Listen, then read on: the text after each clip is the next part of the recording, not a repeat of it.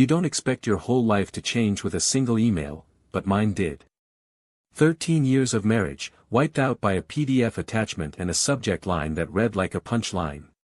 I'm Mike. 38. Field engineer contracted overseas for a private logistics outfit. I was 4 months into a dusty assignment outside Al Udeid when Sarah pulled the plug. The subject line was, "Let's be adults about this." Real mature. The body of the email? Just 3 short sentences, no fluff. She'd already filed the divorce papers. Already cleared out our joint bank account. And she'd already moved her new boyfriend, some guy named Kyle, into our house back in Flagstaff. I stared at the screen like maybe it'd rewrite itself. It didn't. So I shut the laptop, grabbed a towel, and hit the communal showers. The water was hot, the stall was tiny, and I scrubbed harder than I needed to. Then I threw on my work gear and went about my shift like nothing happened. Later that night, back at my cot, I opened the email again. Just sat with it. Then I typed a one-word reply, understood. Sent it. No fighting. No begging.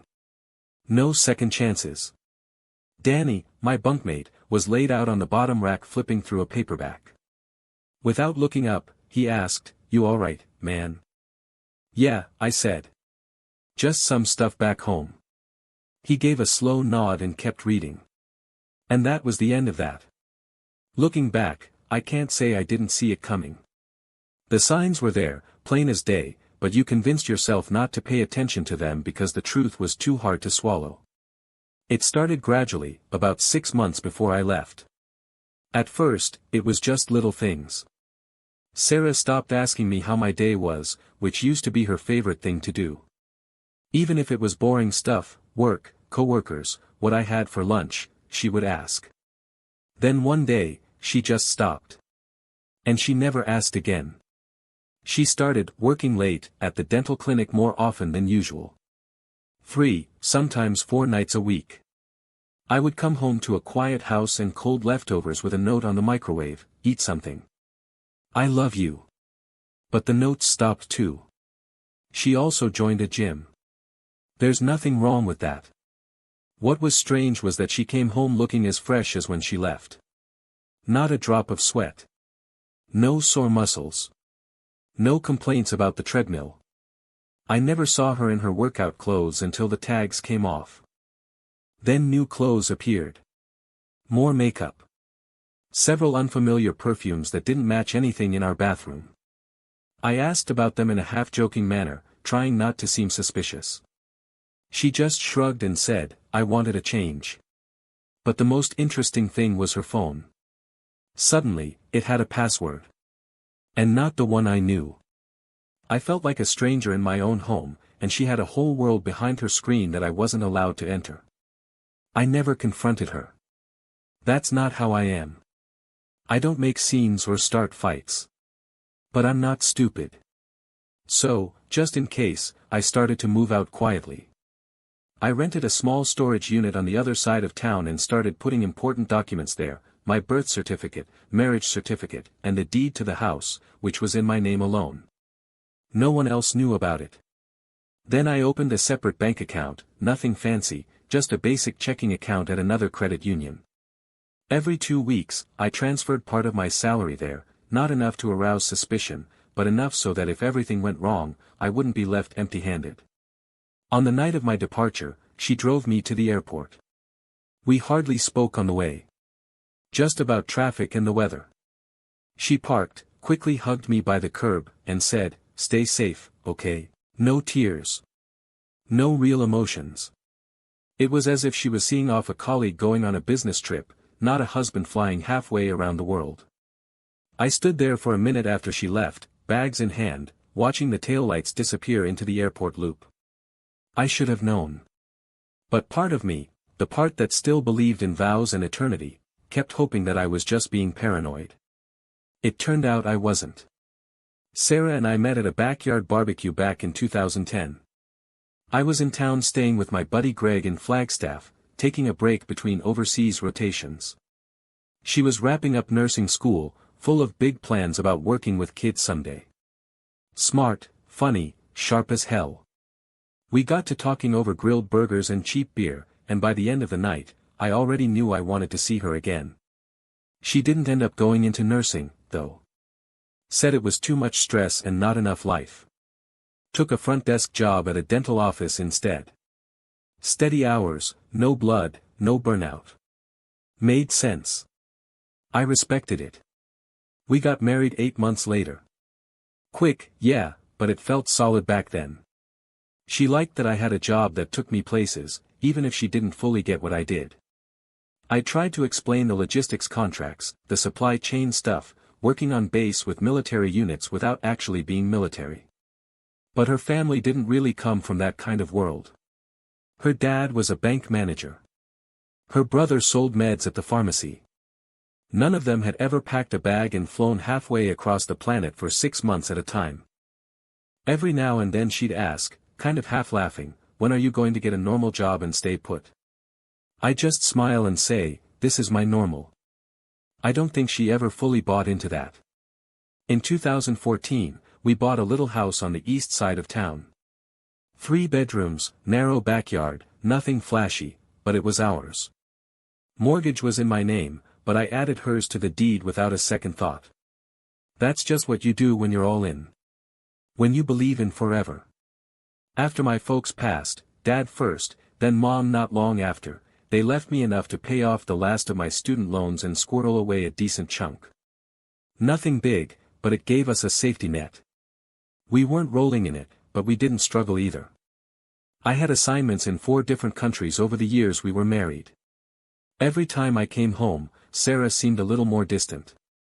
Less curious about what I'd seen or done, more wrapped up in her own day-to-day. It was subtle at first, just a shift in tone, in the way she'd say, "Welcome home," like it was part of a routine. After a while, it felt like I was coming back to a house, not a home. Like she was trying to play the role of a wife she no longer wanted to be. By 2018, things started shifting in ways I couldn't ignore. Sarah used to get excited when I called from overseas, now she'd get short with me, especially if I rang during her girls' nights. "You always call at the wrong time," she'd say, like I was interrupting something sacred. She started talking a lot about her friend Melissa. Melissa had recently ditched her husband, picked up some new hobbies, moved into a downtown condo, and was, according to Sarah, living her best life. Sarah started throwing out lines like, "We don't really have much in common anymore," which hit harder than I let on. I suggested we talk to someone, maybe a counselor, just to work through the rough spots. She waved it off. Said we were fine. Said I was just overthinking it because I was away so much. But then it kept piling up. Late nights at work. Weekend trips with people I'd never met. New outfits that didn't match our usual budget. She joined a gym, but near as I could tell, she only used it to justify buying $120 yoga pants. Her phone was always on silent, always face down. I noticed the little things you only pick up on when you know someone better than they know themselves. I thought about confronting her more than once. But that's not how I was raised. My old man always told me, don't speak just to make noise, wait until you've got something worth saying. So I held back. Watched. Took notes in my head. Made quiet moves just in case. Then came the real hit. It was 2 weeks after I got that divorce email. I was in the mess hall scrolling through my phone when a notification popped up, bank alert.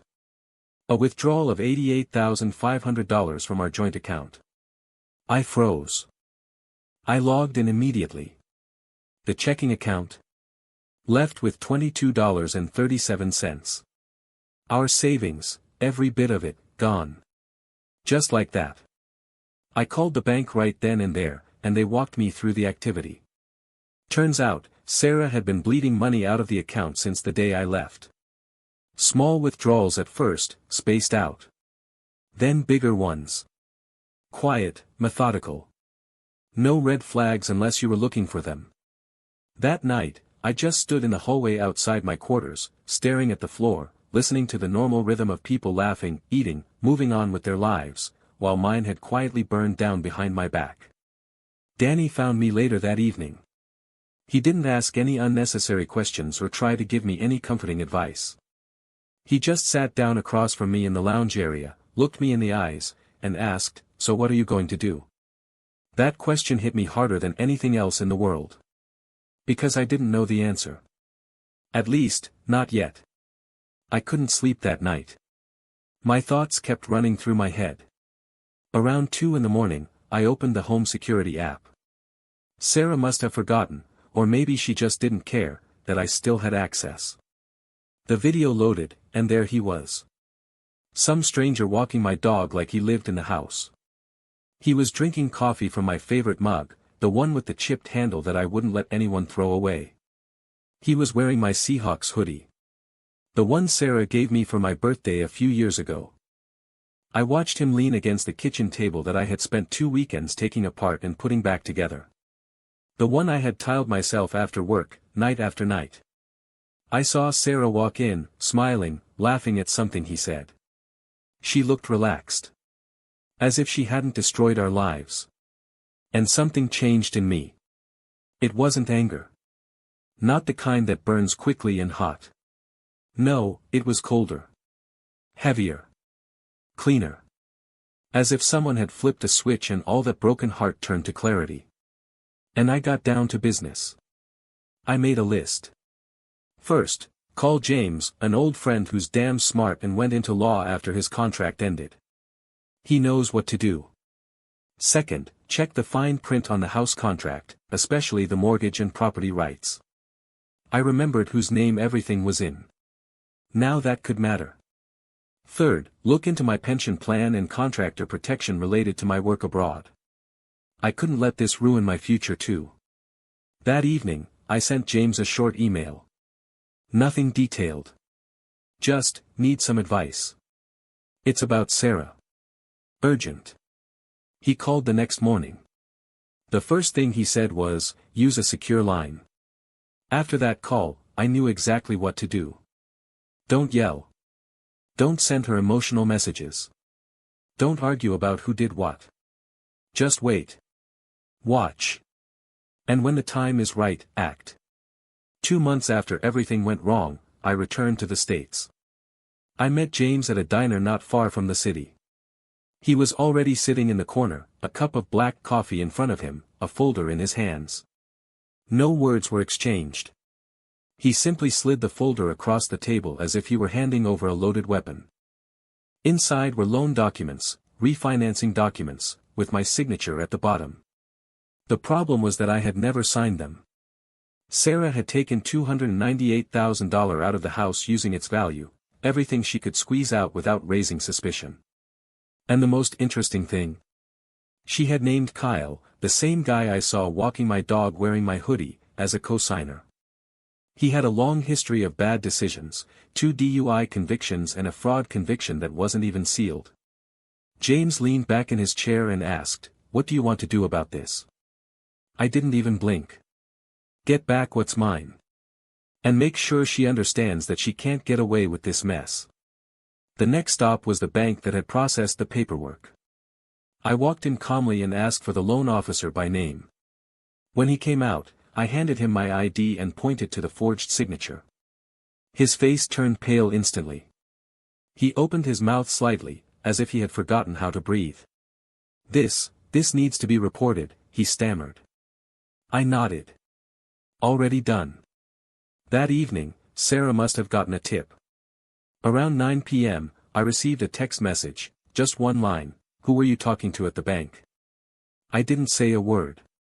Some things speak louder when they're silent. Once James laid everything out, I didn't wait. Filed a fraud report with the authorities and had the bank freeze the refinance funds immediately. Things moved quick after that. Turns out, when you've got forged signatures, big money moving around, and a shady cosigner with a record, people start paying attention. The FBI got involved within days. Then came the first surprise. Kyle, the clown Sarah moved in, had been driving my truck. I hadn't even noticed it was missing from the records.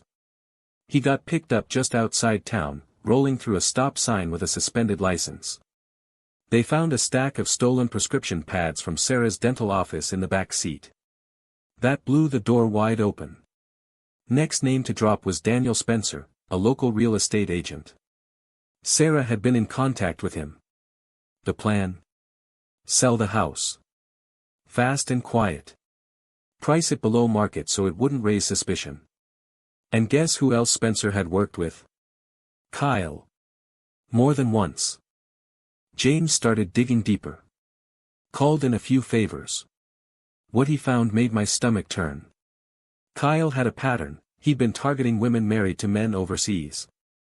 3 other cases just like mine. Same setup, women lose their homes, boyfriends swoop in, and Daniel Spencer gets the listings. They'd flip the houses for profit and disappear. It wasn't just dirt, it was organized. And the FBI? They'd already been watching. My case just gave them the thread they needed to pull. We handed over the security cam footage from the house, same feed Sarah forgot to lock me out of. One clip showed Kyle and Spencer sitting at my kitchen table, going over documents and listing prices like they owned the place. That was enough. FBI picked them up that week. Charges: wire fraud, conspiracy, and stolen identity. Probably more to come. And Sarah? One of the agents just shook his head when I asked. Depends what she knew, he said. And how deep she was in. Sarah played dumb. She told the FBI she had no idea what Kyle was really up to, that he manipulated her, lied to her, and kept her in the dark. Maybe she believed it. Maybe she didn't. By that point, I'd given up trying to figure out what was true and what wasn't. She agreed to pay damages. She gave up her rights to the house, her pension, and whatever was left in the accounts. I didn't press charges. To be honest, I just wanted it to be over. The divorce was finalized 6 months later, quietly, without court proceedings or shouting. Just paperwork and silence. Kyle got 8 years. Spencer, the real estate agent, got 12. It turned out they had defrauded at least 11 other families, same story, different states. My case helped expose the scam. Not the legacy I wanted to leave behind, but maybe it mattered. I sold the house soon after everything settled down. I didn't want to live in a place with that kind of history. I ended up buying a small house near Missoula, Montana. Nothing fancy, just a cozy little house in the woods, quiet. I retired early and worked part-time as a carpenter, doing what I know how to do. Honest work. No conference calls. No politics. I got a dog. A mutt I named Scout. Loyal, quiet, damn smart. He doesn't care about my past, he just waits at the door every day like I'm the only thing that matters to him in the world. One afternoon, a letter arrived. No return address. Inside was a handwritten note from the wife of a naval officer: "You don't know me, but you saved our home." That sentence hit me harder than anything I'd heard in months. I pinned it to the refrigerator, next to my Boy Scout license and an old shopping list. Sometimes the memories still slip in, those quiet, heavy nights when everything seems too loud. When that happens, I read that letter again. And I remember that something good came out of all that chaos.